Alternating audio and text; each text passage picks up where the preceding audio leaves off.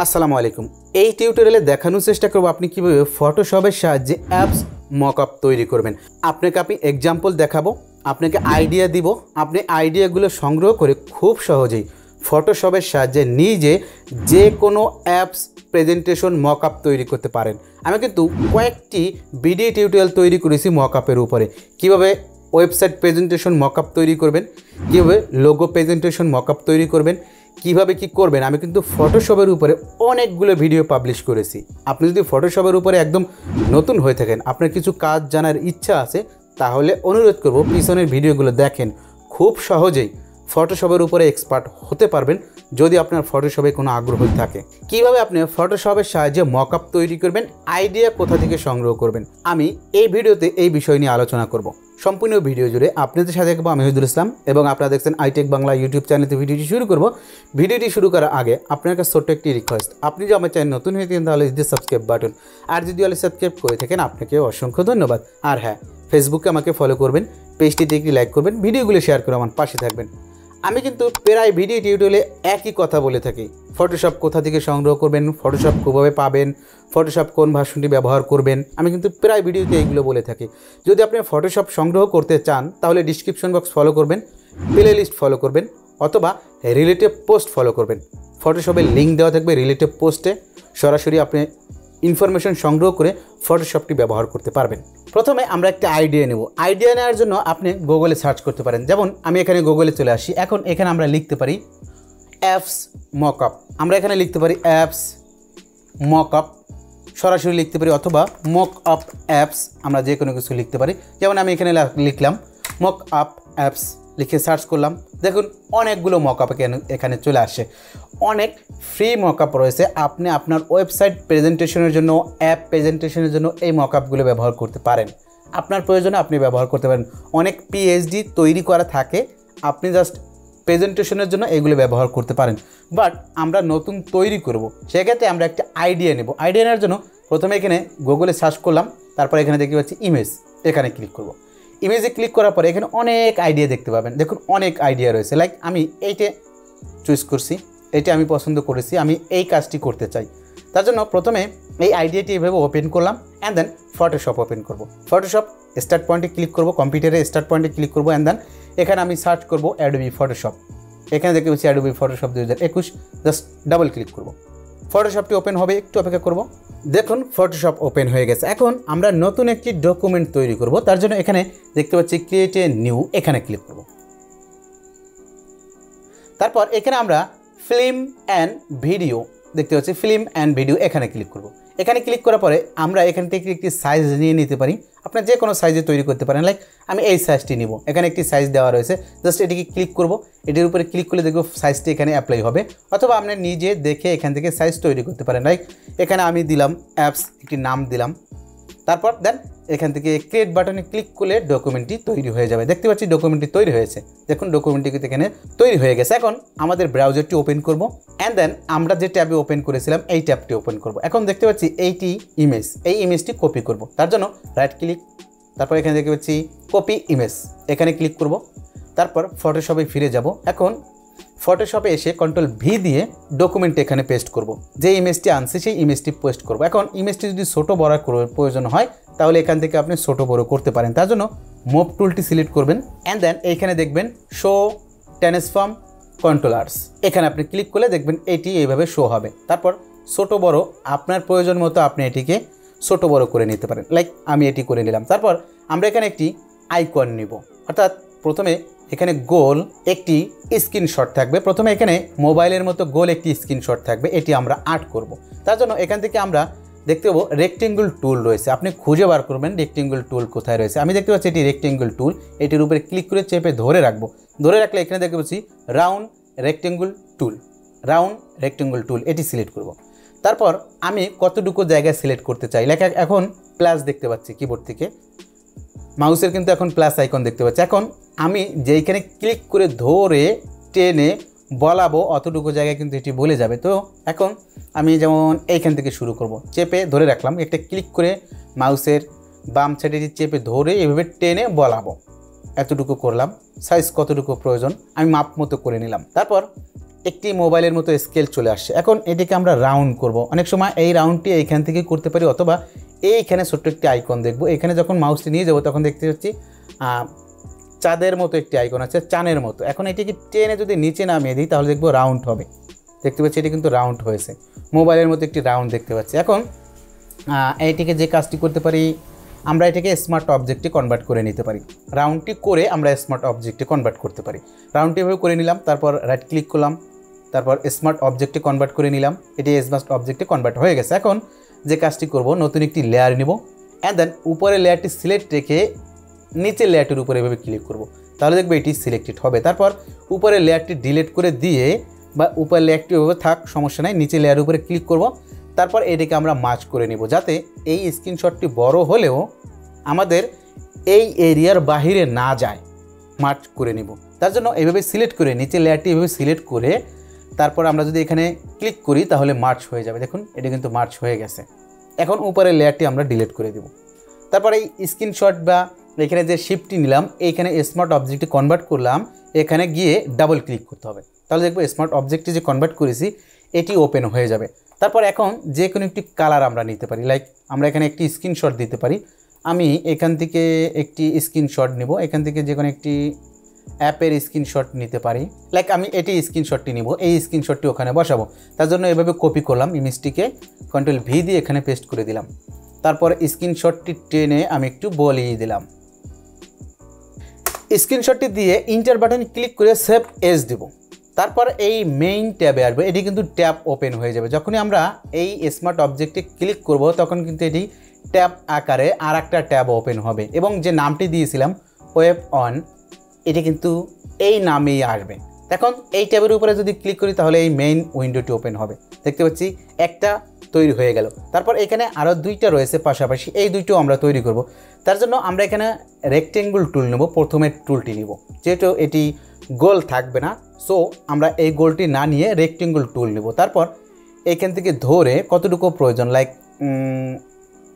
উপর থেকে নেব, এইভাবে ধরে কতটুকু বড় করা প্রয়োজন এতটুকু ধরে আমরা এইভাবে সিলেক্ট করব। লাইক সিলেক্ট করে নিলাম। স্ক্রিনশটটি যদি আরও বড় করার প্রয়োজন হয় তাহলে এইভাবে ধরে একটু টেনে বড় করে দিতে পারেন, বড় হয়ে গেল। তারপরে এইটিকে আমরা স্মার্ট অবজেক্টে কনভার্ট করব। রাইট ক্লিক, স্মার্ট অবজেক্ট, এবং স্মার্ট অবজেক্টের ভিতরে যাব, এখানে যে কোনো একটি কালার দিতে পারি। লাইক আমি এখান থেকে গ্রেডিয়েন্ট কালার দিলাম, নতুন একটি লেয়ার নিলাম, গ্রেডিয়েন্ট কালার দিয়ে সেভ করলাম। তারপর যদি হোম ট্যাবে আসবি দেখবো এটি এভাবে সেভ হবে।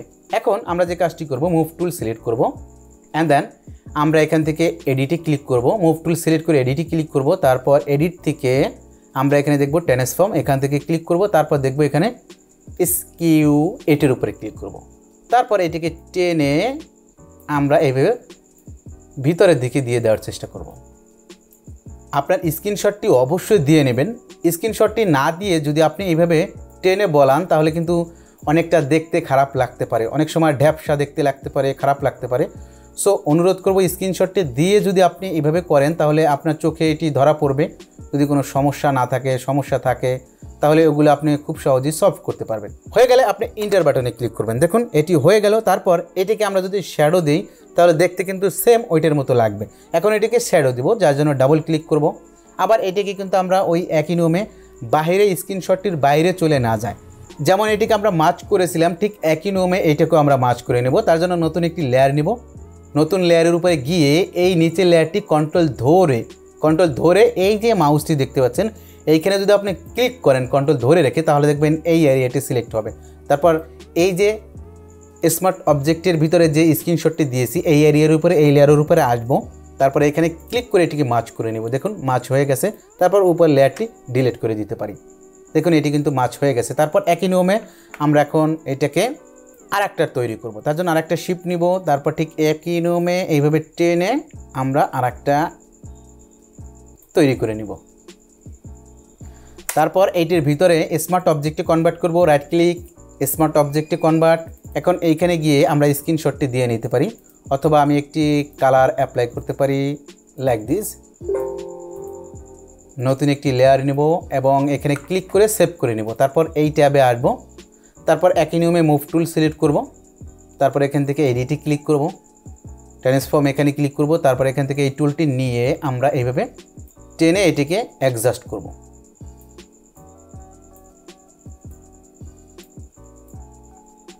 হয়ে গেলে ইন্টার বাটনে ক্লিক করবেন। তারপর একই নিয়মে বাহিরে যাতে চলে না যায় তার জন্য আমরা নতুন একটি লেয়ার নিব, কন্ট্রোল ধরে রেখে নতুন লেয়ারের উপরে ক্লিক করা সিলেক্ট থাকা অবস্থায় যখন আমরা এটির উপরে ক্লিক করব তখন দেখব এই লেয়ারটি কিন্তু সিলেক্ট হবে। তারপর কন্ট্রোল ধরে এই নিচের লেয়ারটির উপরে এইভাবে ক্লিক করব, তাহলে দেখব নিচের লেয়ারটি সিলেক্ট হবে। তারপরে নিচের লেয়ারটির উপরে এভাবে আসবো, ক্লিক করে সিলেক্ট করব, তারপর এখানে ক্লিক করে মার্জ করে নিব। দেখতে পাচ্ছি মার্জ হয়ে গেছে। তারপর উপরের লেয়ারটি আমরা এখন সিলেক্ট করে নিতে পারি। তারপর আমরা তারপরে ঠিক একই নিয়মে দেখুন আমরা 3টি তৈরি করে ফেলেছি। এইটি তৈরি করেছি 2টে 3টা, আর এইখানে 2টা বাকি রয়েছে, এই 2টো আমরা তৈরি করব। তার জন্য ঠিক একই নিয়মে এখান থেকে আমরা একটি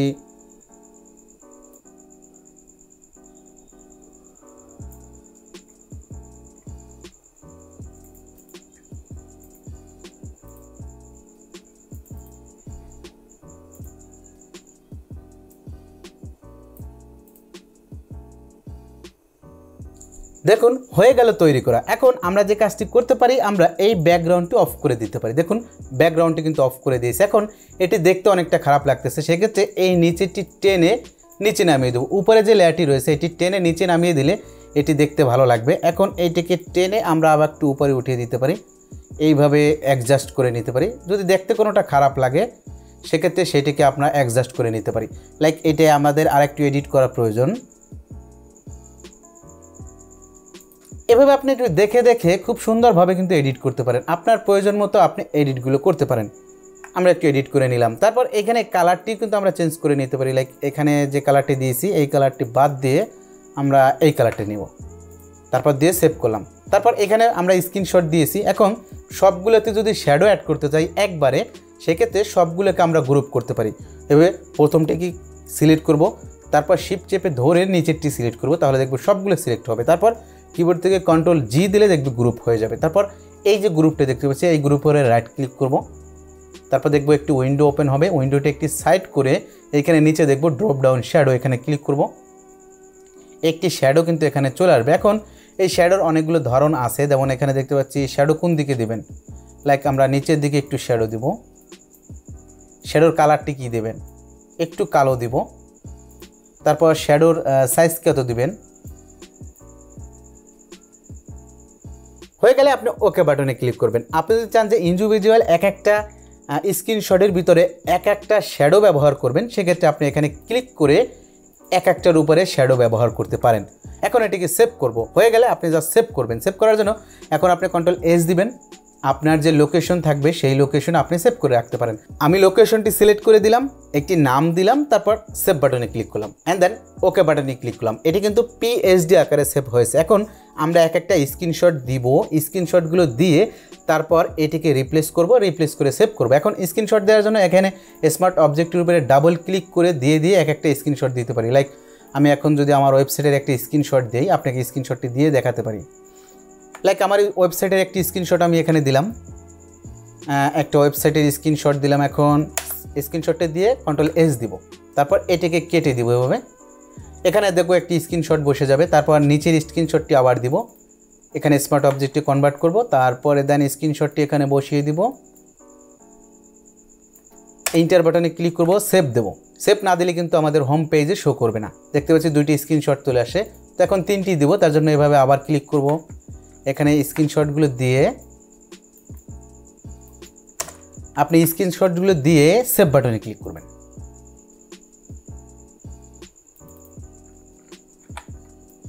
দেখুন আমরা কিন্তু খুব সুন্দরভাবে আমাদের মকআপটি আমরা তৈরি করে ফেলেছি, ওয়েবসাইট প্রেজেন্টেশন মকআপ তৈরি করে ফেলেছি বা অ্যাপ প্রেজেন্টেশন মকআপ তৈরি করে ফেলেছি। এখন এটাকে আমরা যদি ইমেজ আকারে সেভ করতে চাই, তার জন্য আমরা এখানে ফাইলের উপরে ক্লিক করব অ্যান্ড দেন সেভ এস এখানে ক্লিক করব।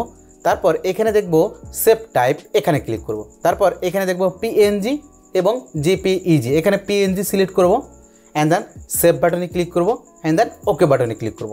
দেখব অটোমেটিক্যালি এই ডকুমেন্টটি সেভ হয়ে যাবে আমরা যে লোকেশনে সেভ করে রেখেছি।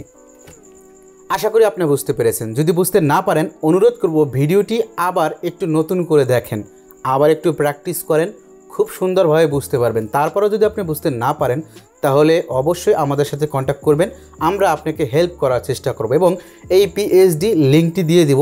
আপনি চাইলে এই লিঙ্কটি অনুসরণ করে ডাউনলোড করে আপনার কাজের জন্য আপনি ব্যবহার করতে পারেন। আর যদি আপনি প্র্যাকটিস করতে চান তাহলে ভিডিও টিউটোরিয়ালগুলো দেখবেন, একই সাথে প্র্যাকটিস করবেন। খুব সহজেই আপনি কিন্তু এই ফটোশপের উপরে এক্সপার্ট হতে পারবেন যদি টিউটোরিয়ালগুলো অনুসরণ করেন এবং প্র্যাকটিস করেন। এই ছিল আজকে ভিডিওটি কেমন লাগলো কমেন্টের মাধ্যমে জানিয়ে দেবেন। ভিডিওটি ভালো লাগলে ফ্রেন্ডদের সাথে শেয়ার করতে একদমই ভুলবেন না। আর আমার চ্যানেলটি সাবস্ক্রাইব মাস্ট। দেখা হবে পরবর্তী কোনো এক ভিডিও টিউটোরিয়ালে। সে মতো ভালো থাকবেন, সুস্থ থাকবেন। আসসালামু আলাইকুম।